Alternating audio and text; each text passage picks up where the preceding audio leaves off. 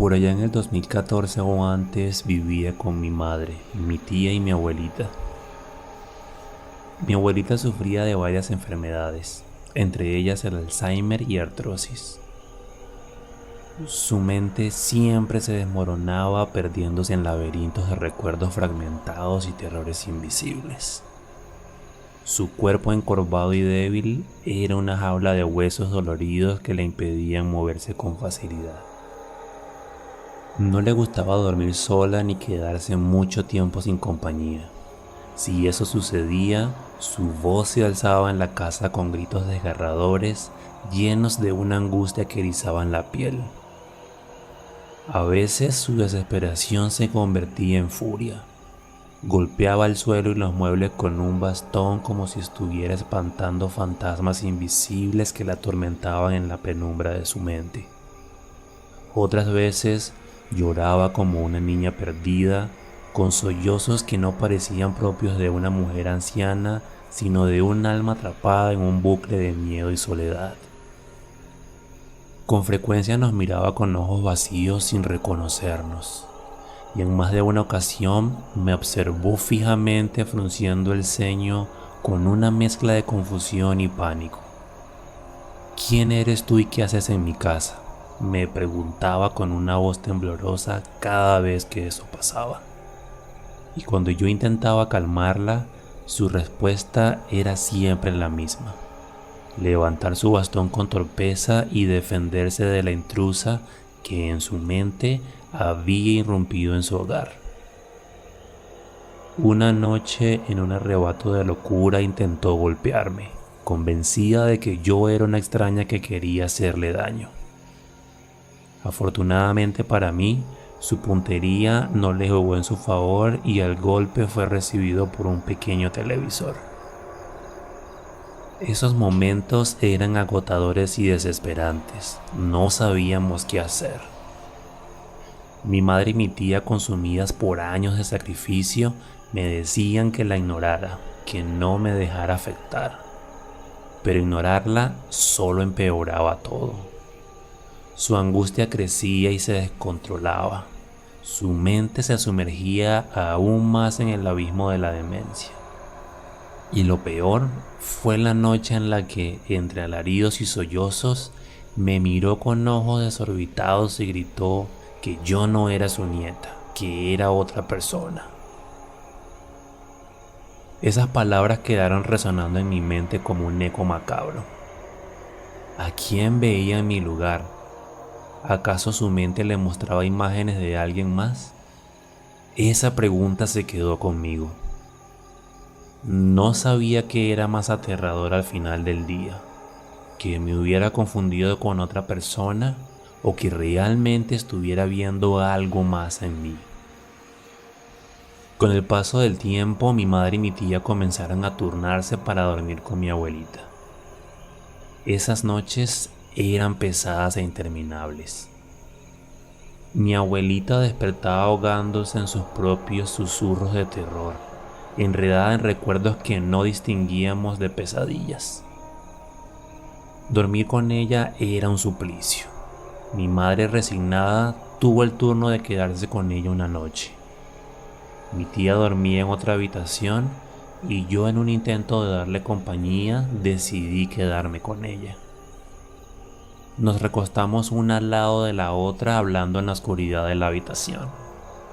En un momento, mi tía dejó de responderme y asumí que había caído en el sueño. Yo decidí cerrar los ojos e intentar descansar, pero algo rompió el silencio de la noche. Un llanto de mujer. Era un sollozo desgarrador lleno de desesperación. El tipo de llanto que solo se escucha cuando alguien acaba de perder a un ser querido o está siendo sometido a un dolor indescriptible. Mi piel se erizó al instante y mi primer pensamiento fue que mi tía estaba llorando, tal vez a causa de la discusión que había tenido con mi madre anteriormente.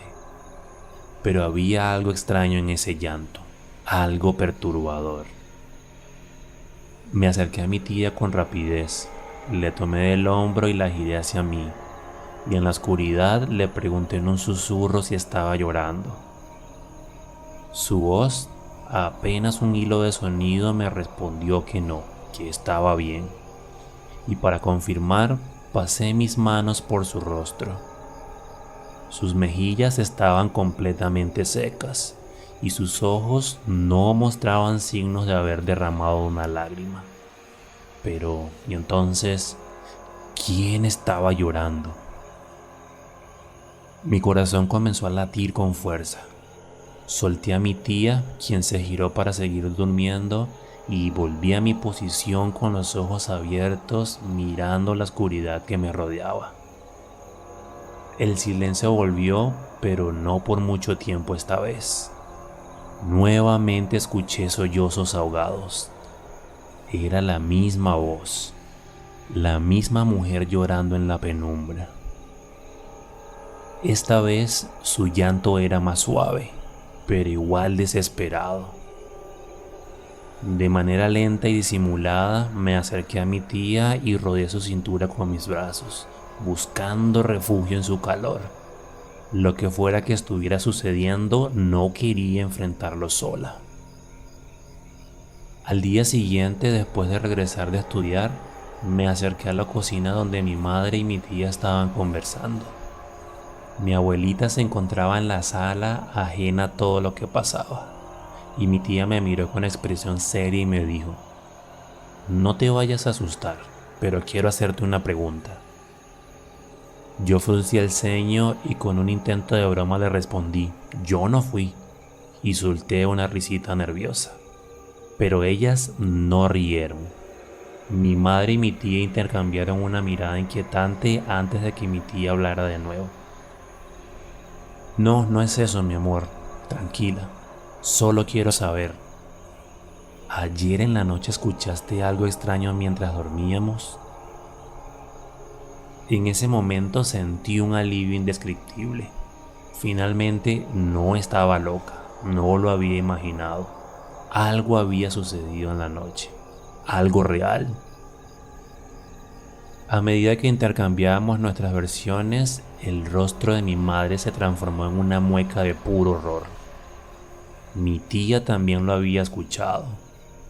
Ambas lo habíamos mantenido en silencio hasta ese momento. Y entonces, ¿qué había sucedido esa noche? Mi madre y mi tía comenzaron a hacer conjeturas. Y fue entonces cuando me revelaron un detalle que me dejó fría. En esa habitación había fallecido una hermana de mi abuelita, la tía María. Aquel había sido su lecho de muerte. No quise preguntar si su partida fue dolorosa, si sufrió o si estuvo rodeada de desesperación y angustia, pero dentro de mí algo me decía que sí. Si era ella quien aún proyectaba ecos de su voz, definitivamente pasó su último tiempo de vida en esta tierra con un sufrimiento inexplicable, doloroso, desgarrador e inquietante. Lo sé porque yo misma escuché su voz aquella noche, que su espíritu aún lloraba en esa habitación, tal vez atrapado en este mundo y el siguiente. Con el tiempo dejamos atrás aquella casa, un lugar donde siempre ocurrían cosas extrañas, cosas que nos hacían correr hacia la cama después de apagar la luz o de encender todas las luces de camino hacia el baño. Tal vez eso mismo era lo que hacía que mi abuelita quisiera compañía todo el tiempo, no lo sé, pero hasta el día de hoy, a mis 26 años, aquel llanto sigue grabado en mi mente y la verdad no creo poder olvidarlo jamás.